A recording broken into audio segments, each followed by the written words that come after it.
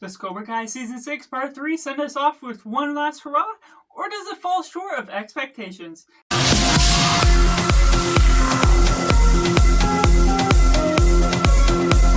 Hello and welcome to Cinema, where we focus on the film. I'm Josh, this is Simply Cinema. Let me know down in the comments below what you thought of Cobra Kai Season 6 Part 3. We're going to leave this spoiler free, so leave all those spoilers out for those that are just trying to enjoy it in their own pace. Make sure to like this video if you enjoy it. Subscribe if you haven't already to join in the film culture community where we talk about a lot of cinema as a whole. And getting back into the synopsis. After the tragedy of Kwan's death, things have to turn in order to bring the tournament back online, in order to take the characters into their next steps and make their ultimate life decisions that brings this season to an end. And taking it into the positive, Cobra Kai Season 6 Part 3 was satisfying in all the right ways for the nature of what you're doing with all these characters. It's corny as ever. There's certain things where you're pulling out all the same vibes that you're translating throughout all the seasons, bringing all of these character relationships, bringing satisfying conclusions to all their character arcs, and managing to tackle these different characters, being able to conclude what's going forward with the season as a whole, everything that's going on through different character arcs, different relationships, things that are going about with Mr. Miyagi, Daniel LaRusso, other things that are going about with the meanings to what Cobra Kai is, what Miyagi-Do is as a whole, how they translate that on screen is really well developed in the nature of the thematic elements that do a lot to really bring on this emotional weight. There's other things for the characters that bring them in their emotional moments. What we get out of Johnny Lawrence, out of Kreese, out of Terry Silver, other characters throughout that show the resolvement of everything that's going on. And there's things that are moving forward that's sort of open-ended to some degree, but for the arcs that are meant to be concluded here, it is satisfying to the nature of what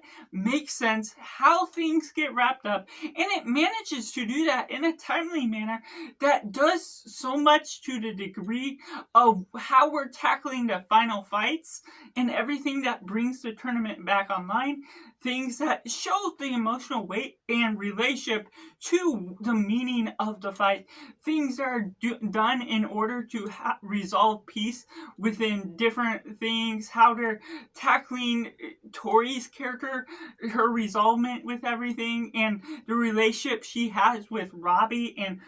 those friends she had in the past, what all that means, and the friendships that still mean something after all, just does so much to the resolvement and the likability to these characters, what you're making sense out of all of the ideas to what this show has to represent as a whole. It's corny, yes, still, and it doesn't overstay its welcome too much, but the nature of what all that brings, it has this right ambience to the nature of what we're getting out of the show, and you're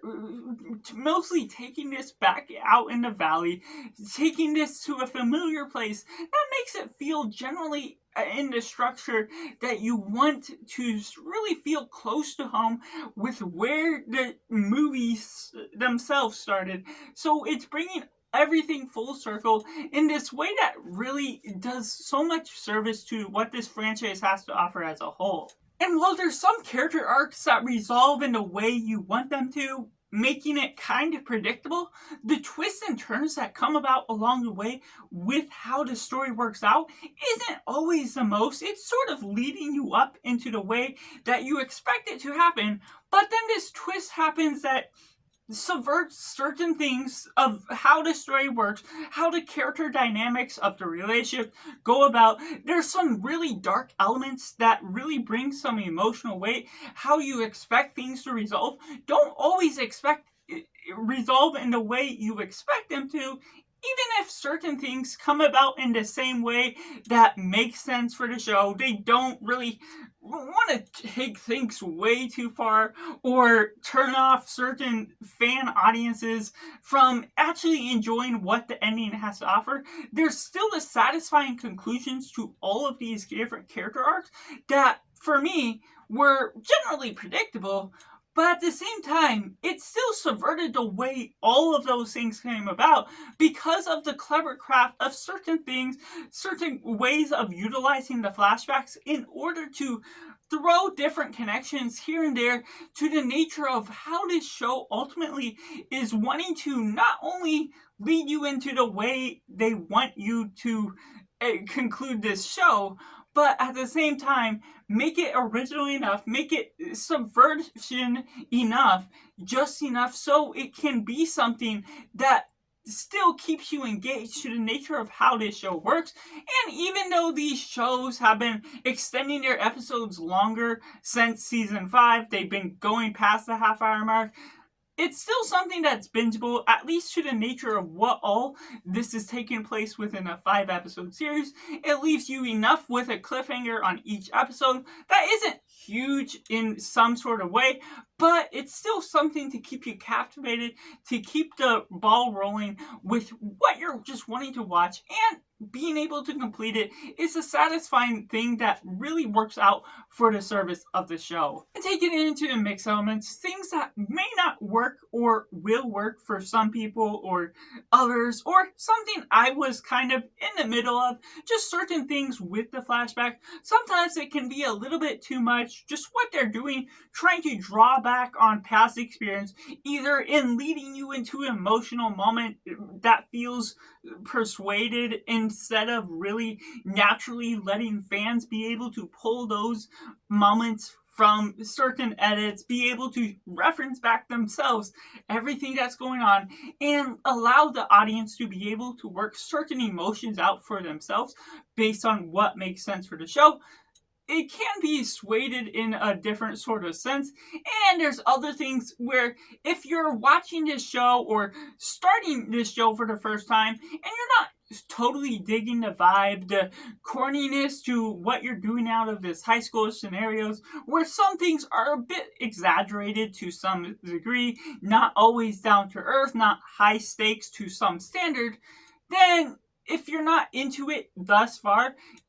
Cobra Kai will not get better for you personally. I can say that to the degree where it's a high school drama to the fullest extent. Yes, there's all these different character relationships that kind of make sense to that teenage drama sort of degree. People are figuring life out, everything's going on to the standard where they need to dramatize it a little bit in order to make you cheer for one side more than the other. But there's some things that can be a little bit too much for at times, even for me within this Cobra Kai Part 3, doesn't necessarily persuade me out of wanting to watch this show again or watch this season again to be fooled. But the nature of what all that comes about makes it feel a little bit too much at times, depending on all what you're wanting to get out of the show as a whole. And getting into the negatives, my critiques for the show is that it feels like this being a Part 3, 5 episodes, it feels way too much extra long for what season 6 was offering as a whole. It felt more like it needed to be the 10 episodes like all the other shows. I missed the 24 to 30-minute episodes, but while this does service while still offering those longer episodes, it's still bingeable enough. It feels oversaturated, and they didn't necessarily still feel like they had a way to ground everything down, condense certain character arcs or other things in order to wrap things up sooner within 10 episodes. So overall, it feels bloated with the nature of what you're all getting out of it, whether it was purposeful to the extent of wanting to talk about it longer, or because they just didn't know how to really pick things out, to pull certain plot lines or other things with the college that weren't particular my taste, that those little bits of drama here and there just fell out of left field and not to the full nature of what you're getting out of characters. It feels contrived to the nature of pulling up more drama than it actually needed to be in order to cause even more problems down on set. That just wasn't my particular taste of what they were all doing with the show. Other things with the flashbacks, it just felt over convoluted and fuzzy to the nature of there's this one particular fight where it's very action filled, very entertaining, but every move they made, they did a flashback to show a homage to what is going on, to wrap up everything that this all the season have shown as a whole. That was really nice. It was a great compilation, but it felt like a compilation you needed to show on YouTube, whether you let the fans do that or if you wanted to just have this nice teaser later on when spoilers are okay to share online, to be able to show that not within the show itself. So just things like that, other things with the flashbacks, other things with the corniness, where the corniness wasn't too bad for this show, what I'm already expecting out of it, but there's also some CGI, an explosion in particular, that just didn't look great at all. I understand what they're doing for the dramatic effect of the end for certain character arcs and pertains to that, but it also felt like it was a bit too much at times for what they were trying to do. They didn't have whatever budget or finish effect in order to actually make that look good, which was at the end of an episode and not exactly the satisfying way to make it look, at least for my eyes. Of course, some people that are not necessarily attuned to knowing what good CGI looks like will not be bothered by it as much, but there's just other things with the character arcs where they may conclude all full, but at this point of the show, it's a little overdone and oversaturated what they're doing with the characters, other things that doesn't necessarily make as much sense to what they're all pulling out of so many characters done at so many different lines of movements, what they're doing with all the moving parts, that just does a little bit too much. You're getting a lot from all these other sides of Cobra Kai, Miyagi-Do, the other tournament, what you're getting out of the other teams, that all kind of works in some nature, but at the same time, the way they pull the tournament back online for the purpose of this part 3, it feels a bit too contrived to the nature. I don't know what they could have exactly done, but maybe still bringing it back to Barcelona, just done something a little bit better in making sense for the nature that wasn't main character centric, that wasn't necessarily tying all the way back to the valley for the purpose of being what it needed to be. Maybe if they started to begin with, that there's just some parts that felt quippy to the nature of, oh, we need to highlight something that goes back to the original essence of what this show is, what it's going based on Karate Kid. Yes, there's satisfying moments that come because of that, but the way it gets persuaded into certain moments, certain setups that don't feel as persuaded, where Cobra Kai or Miyagi-Do gets to choose the place they have the fight, it feels a little fuzzy in the details of what it's ultimately making out when this other team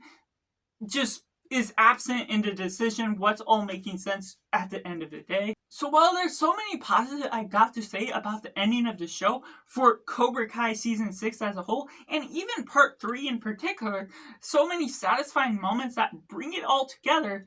I still gotta say there's some things that made it feel oversaturated, overstaying its welcome, whether that's taking it from 10 episodes leading it into 15, or just because there's so much that feel redundant to the nature of what they're doing with all of the repetitive nature of what you're feeling throughout the show. So that's just my personal review for Cobra Kai Season 6 Part 3, which I have to rate a simply 6.5 out of 10. Let me know down in the comments below, what did you think of this season as a whole, and Part 3 in particular? How does it relate in ranking to all the other seasons, which I'll be having my own ranking coming in the future very soon. Make sure to like this video if you enjoy it, subscribe if you haven't already to join in the film culture community where we talk about the love of cinema as a whole. So that's just all, and make sure to do yourself a favor and go watch a TV show.